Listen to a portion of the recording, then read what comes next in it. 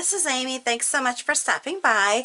Today I'm just going to do a very quick tutorial on how to make, whether it's a bird bath or an animal feeder that you want to sit out in your yard, just by using a clay pot, which looks like it has a crack in it. Just realized that.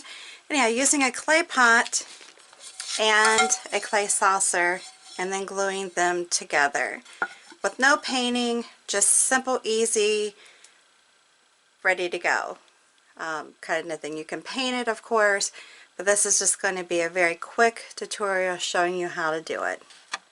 Okay, I just realized when I was starting this video that the other one had a crack in it, so I found another one that I've actually had these for quite some time, just sitting on a shelf, and I've gotten into wanting to do, you know, just some environmental kind of things with my grandkids, as far as we're doing beekeeping now, and I've created a porch area that has, it's for hummingbirds and butterflies with plants and such. So put up a feeder, a couple feeders actually. I did a tutorial earlier on that.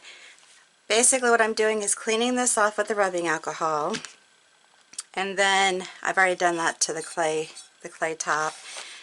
What I'm going to do after this is then use my E6000 glue, and it has some squirting out already, so let's see if we can get it to come out, and I think I do better with the lid off. The problem is with these glues is once you start using them, then sometimes they can be hard to get the lids off. Alright, so I'm going to put just a nice bunch of glue on here, and now I gotta make sure I put the top back on. Probably should clean it off before I put all this back together, but anyways, so you put that glue on, then you're going to set your plate. Now I just eyeball it because to me it doesn't have to be precise, and then stick it together. There's like a circle area underneath, and I'll just stick it on there to where I feel like it's pretty centered. Now if you're somebody that has to be precise, then you can do what you need to do to measure it and make it precise.